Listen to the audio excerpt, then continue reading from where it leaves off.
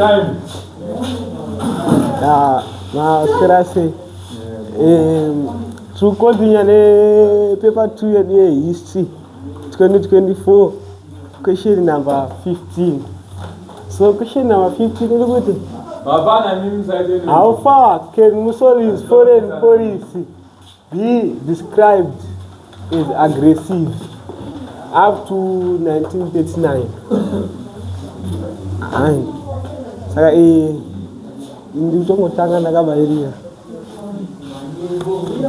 So, what is the question interpretation? This one.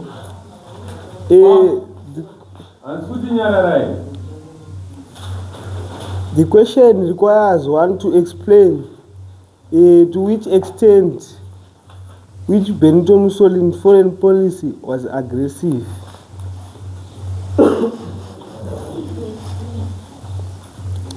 Yeah. To explain to explain to which extent was Benito Mussolini's foreign policy aggressive.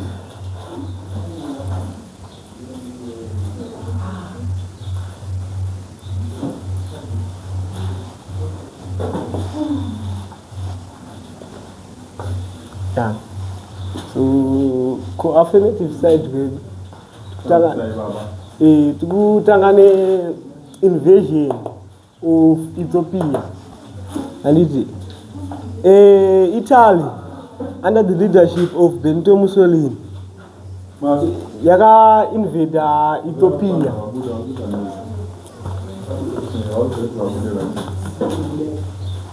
Invasion of Ethiopia and Mussolini. Mussolini had a sense of revenge to Ethiopia since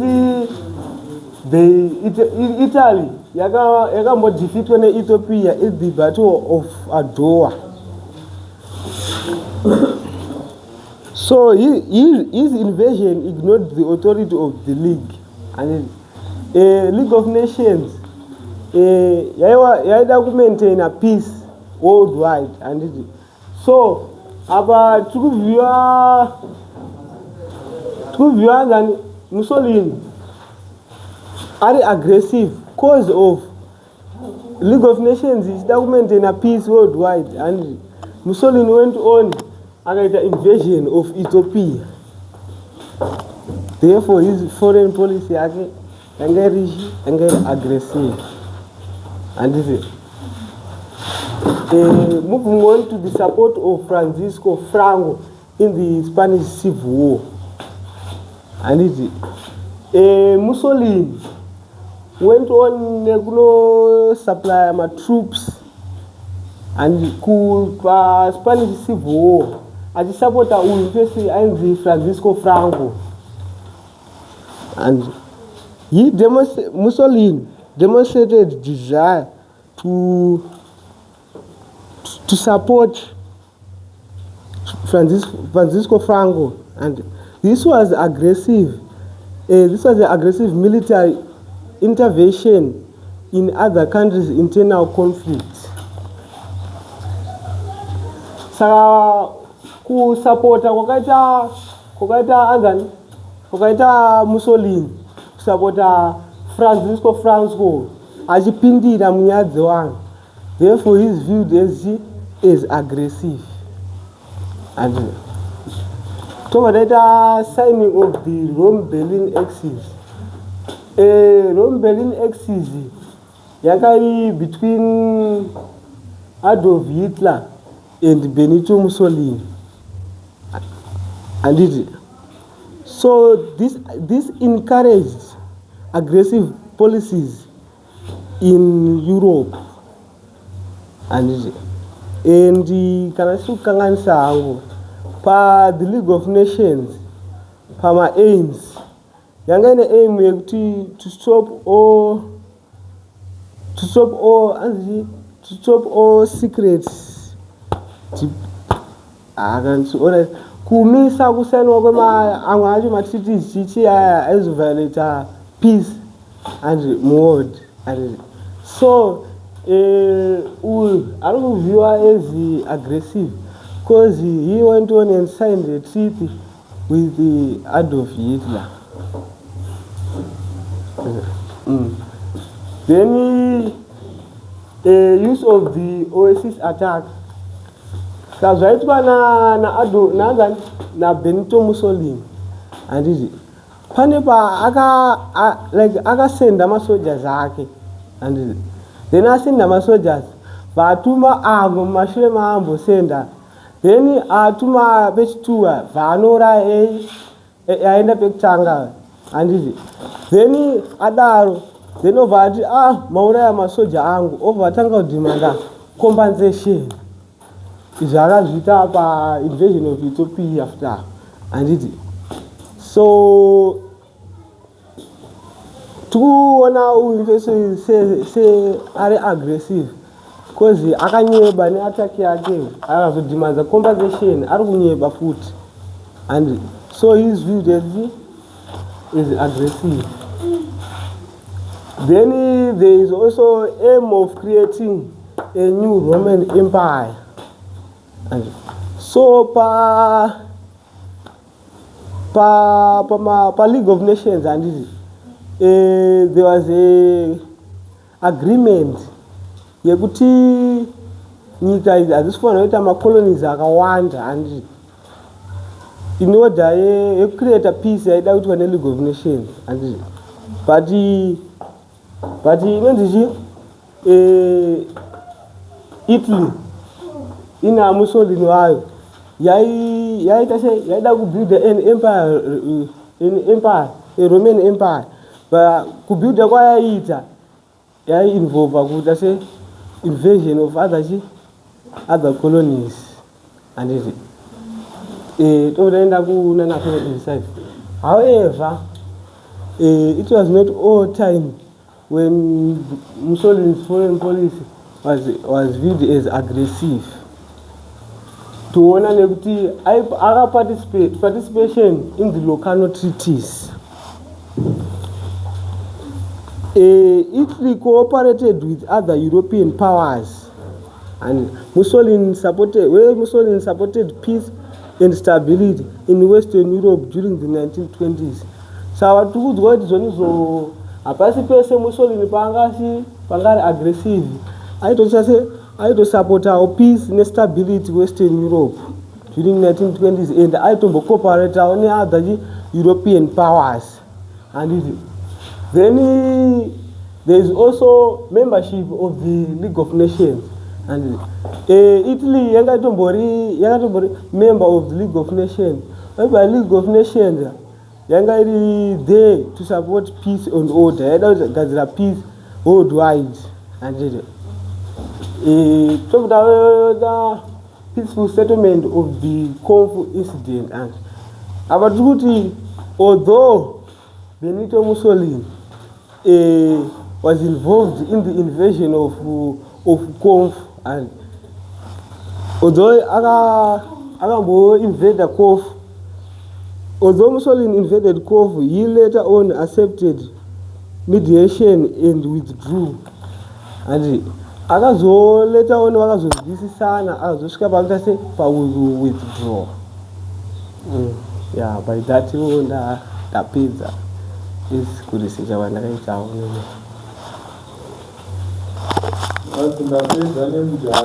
Any questions, additions nene da kutapudza kuwedzera kubatsira kugadzirisa?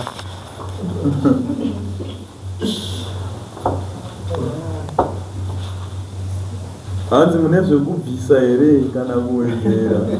Koma kuseka futi.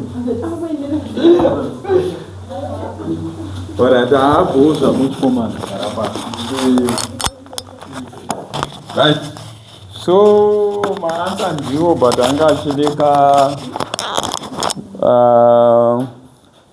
comprehensive analysis chete andika.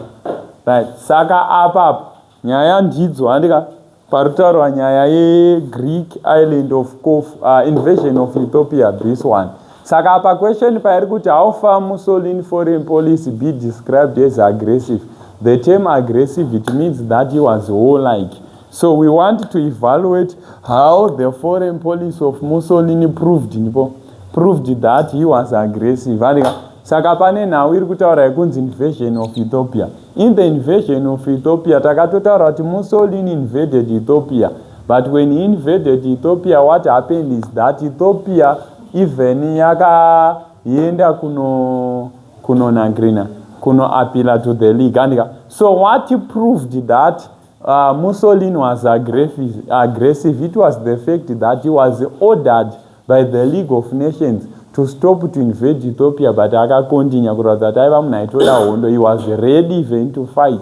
My great powers actually wanted to stop him to invade Ethiopia, because his main mandate was that he was saying, how can you stop me to invade Ethiopia while Japan have invaded China?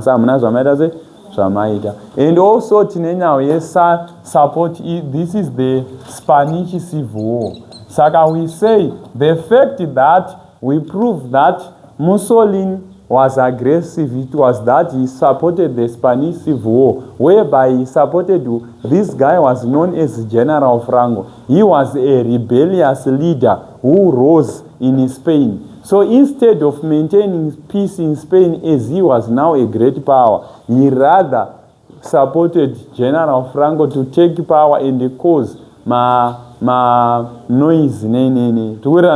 Then tiri papo to end up now signing of the Rome-Berlin Axis. Rome, it is the capital city of Italy. Berlin, it is the capital city of Germany. So the fact that Mussolini and Hitler and Mussolini agreed to sign an alliance. Mussolini agreed to sign an alliance, and this was a war-like alliance whereby they were going to help each other in case that there is an impending war. Saka izvozvo zvakaprove kuti vaiva aggressive. Also apa ndopa akatosapota futi Mussolini kuti Hitler aende kunoinvade Austria, vabatane neAustria, yet they have been banned to do so. And also tine nhau ye-Oasis attack iyi yakashanda pa Greek island of Corfu, whereby the papa ne issue kuti the Italian soldiers were mapping a border between Greece and Greece nechi vanga vaenda kunesa border between Greece nechi apa takati chii chakaitika apa kuti nyaya iitike yeOasis attack. Paka-invadwa the Greece island of Corfu, what happened, the process yacho? Matakati pa the Italian soldiers vakaenda kunomepa a boundary between Greece and it should be Albania or Bulgaria, and aukanganwa the name. So what happened is the soldiers vachimepa, he used the Oasis attack such that he could invade Greece. So the fact that Mussolini used the Oasis attack in order to cheat vanhu vese, saka takati yainzi Oasis attack ndeyekuti masoja akatuma kunomepa border iroro pakatika border conflict, iye akabva atuma masoja mumashure vavauraya ayaya. And he started to appeal kuti Greece must have a plea, they must pay all reparations, they must do whatsoever. And as a result, akatozosvika pakuita sei pakuinvada nyika iyo, zvakaratidza kuti aiva aggressive. Also tine nhau kucreata the Roman Empire. Ndo patakati he wanted to invade Eritrea andika neSomalia neEthiopia kuti dziite nyika one. Saka in that fact aida kubatanidza these three countries. He wanted to create an Italian empire in Africa. So that saka the fact that he wanted to conquer several African states, apart the fact that the League of Nations have declared that all member states they must have freedom. Zvakaratidza kuti anga ari chifuti, anga ari aggressive. And however, but Mussolini was not aggressive only. He participated in the Locarno Treaties. In the Locarno Treaties, disarmament conference. So in this disarmament conference, he also participated and he also followed some of the limitations I have. Friendly. But foreign policy yake opposite yacho. Then furthermore, what he proved that he was friendly, he was diplomatic, he forced himself to join the League of Nations, though they were not allowed to join, but he made himself to be part of the League of Nations. And one of the major aims of the League of Nations was to prevent the outbreak of the Second World War. So the fact that akapinda imomo, it means that he was a friend. Then also, peaceful settlement of the Kof incident. Patauro apa pakanzi iye though akakonga, but pakanzi vataurana akatry kunzwisisa kuti vaite se vaonesana. And also akatombo blame, he blamed Hitler for participating in the rearmament. Akatomblame akati no, why he was what do you call it? German. Why aisa worship? Why aisa chichichi? So that proved that angari munangari friendly to some extent. So do manzi right wachi? I took a question. Tawera.